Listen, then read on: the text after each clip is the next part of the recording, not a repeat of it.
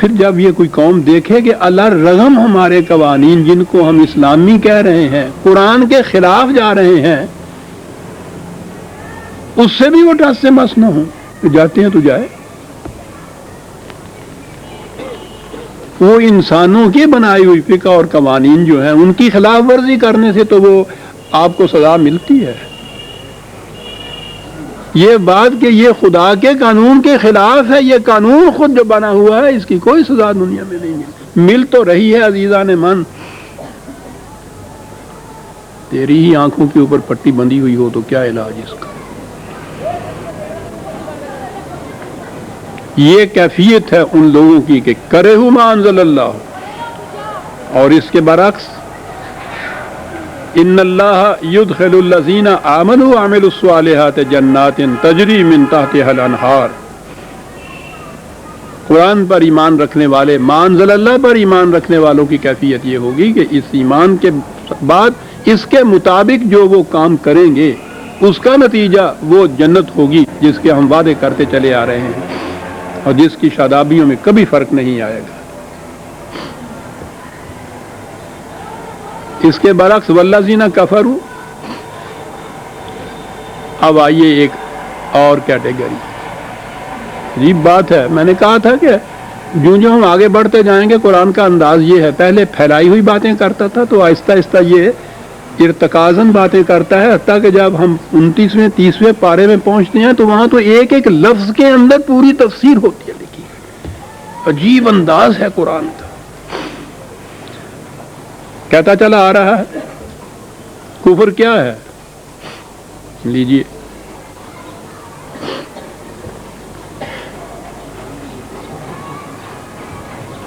ہمارے ہاں تو یہی نا کہ خدا کا انکار جو ہے وہ کفر ہے. قرآن کہتا ہے تمہارا اپنا انکار جو ہے اپنے آپ کا وہ کفر ہے.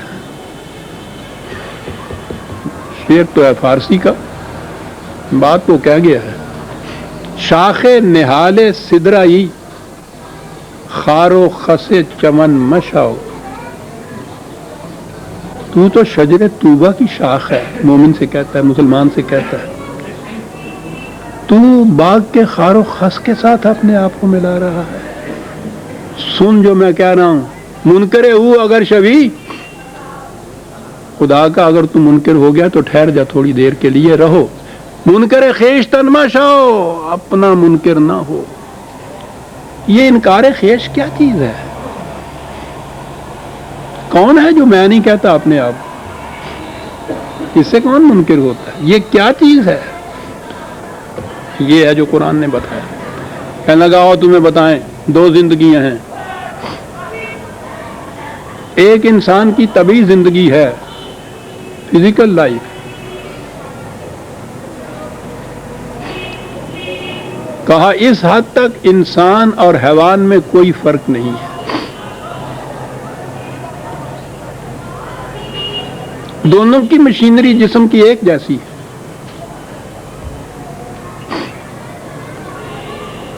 کچھ فرق نہیں ہے ان دونوں میں. کھانا پینا، سانس لینا، روشنی، زندگی کے لیے جو ضروری چیزیں ہیں. حیوانات بھی اسی طرح سے کھاتے پیتے ہیں، سوتے ہیں، سانس لیتے ہیں، روشنی میں، گرمی میں.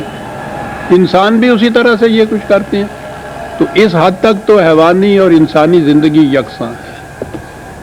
انسانی زندگی کیا ہے؟ اس کے علاوہ انسان میں ایک اور چیز بھی ہے.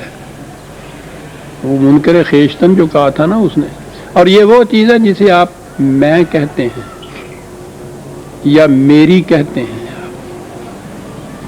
جب آپ کہتے ہیں کہ یہ میں نے ہی یہ کہا تھا، کیا مراد ہوتی ہے اس کی؟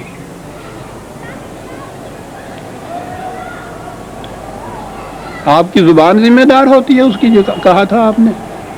لفظ تو زبان سے ادا ہوئے تھے نا. یہ کون ہے جو کہتا ہے کہ میں ہوں اس کا ذمہ دار؟ میں کیا ہے یہ؟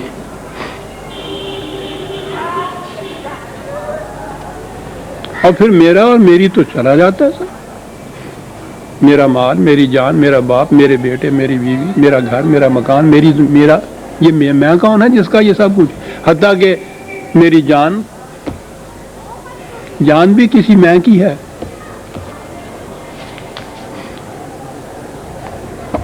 یہ جان بھی بات نہیں، اس لیے کہ جان تو حیوان میں انسان میں دونوں میں یکساں ہوتی ہے. اس کی موت بھی اسی مشینری کے رکنے سے ہوتی ہے، اس کی موت بھی ہوتی ہے. یہ کس کی ہے جان؟ حیوان یہ بات نہیں کہتا، نہ کہہ سکتا. انسان کہتا ہے نا کہ میری جان بھی چلی جائے تو میں پھر بھی یہ نہیں کروں. میری جان یعنی جان کچھ اور ہے اور یہ میں اور ہے جس کی یہ ہے. بس یہ وہ میں ہے عزیزان من جو فرق ہے حیوان میں اور انسان میں. اسی لیے وہ کہتا ہے کہ سر دست اگر تو خدا کا انکار کر رہا ہے تو خیر، لیکن یہ میں کا انکار نہ کرنا. یہ میں سے کیا چیز پیدا ہوتی ہے جو قرآن نے بھی اتنی اہمیت دی ہے. ابھی میں آتا ہوں اس آیت پہ. بیل کو بھوک لگتی ہے، وہ باہر نکلتا ہے. جو کھیت سب سے پہلے سامنے آتا ہے اس میں چرنے لگ جاتا ہے.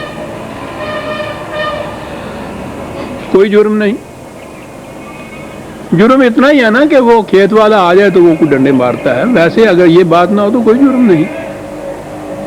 اس کی ضمیر میں بھی بیل کے کوئی خلش پیدا نہیں ہوتی، تو ضمیر تو ہوتی نہیں ہے. بیل کی زندگی کیا ہے؟ جہاں گھاس ملے کھا لی ہے. یہ بات کہ اپنے ہی کھیت سے کھانا چاہیے مجھے، دوسرے کے کھیت سے نہیں کھانا چاہیے، یہ فرق ہے انسان اور حیوان میں، جائز اور ناجائز میں، حلال اور حرام میں. حیوانات کی سطح پر یہ بات نہیں ہوتی، یہ انسانی سطح پہ ہوتی ہے. کیوں؟ یہ رزق کے حلال ہی ضروری ہے. گھی تو وہی ہے، چرا کے کھائیے، قیمت سے لے کر کھائیے. چرایا ہوا گھی کبھی یہ نہیں کہتا کہ نہیں صاحب میں تمہیں پہلوان نہیں بنا سکتا، تم نے چوری کا گھی کھایا ہوا ہے. پانی چرا کے پیجیے، اس سے بھی پیاس بجھتی ہے. پانی خرید کے پیجیے، اس سے بھی پیاس بجھتی ہے. جسم کے اوپر جو اثر ہے اس پر تو کوئی فرق نہیں پڑتا. یہ فرق کس چیز پہ پڑتا ہے؟ یہ میں پہ فرق پڑتا ہے. یہ میں ہے جسے قرآن نے نفس کہا ہے. یہ میں ہے جسے پرسنالٹی کہتے ہیں، ذات کہتے ہیں، خودی کہتے ہیں، سیلف کہتے ہیں. میں کہیے نا، یہ اس کے اوپر فرق پڑتا ہے. رزق حلال سے یہ شے کہ جس کو آپ نے یہ ذات خودی میں کہا ہے وہ ڈیولپ ہوتی ہے، اس کی نشو و نما ہوتی ہے، ارتقائی منزل میں آگے بڑھتی ہے. ویلیوز ان کو کہتے ہیں، اقدار ان کو کہتے ہیں. ویلیوز اور اقدار صرف انسانی سطح پہ ہوتی ہے، حیوانی سطح پہ نہیں ہوتی. اور یہ ساری بات جتنی بھی قرآن، وحی، انبیاء کرام، رسولوں کا سلسلہ، سارا قصہ میں سے متعلق ہے.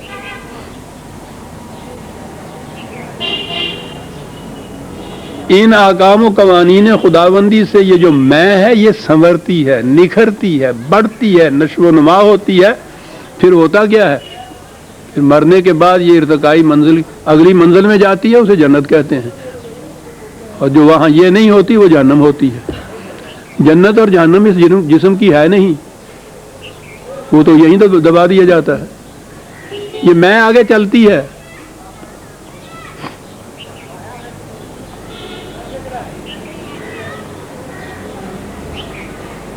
یہ ہے اصل شے جو دین یا وحی یا خدا کے قوانین اور احکام کرتے ہیں. وہ جو میں جس نے آگے چلنا ہے یہ اس کو زندہ رکھتی ہے، تقویت دیتی ہے، نشو و نما دیتی ہے، جنت میں جانے کے قابل بنا دیتی ہے. ویلیوز.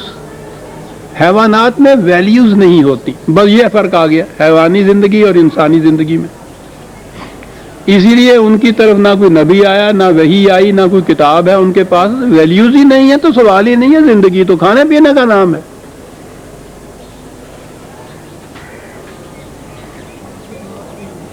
اب آئیے ادھر قرآن کی طرف. کیا کہا گیا ہے؟ والذین کفروا، کہتا ہے آؤ تم پوچھتے ہو سب مسلمان کسے کہتے ہیں، کافر کون ہوتا ہے، کفر کیا ہے اور اسلام کیا ہے. کہتا ہے آؤ تمہیں بتائیں کفر کیا ہے.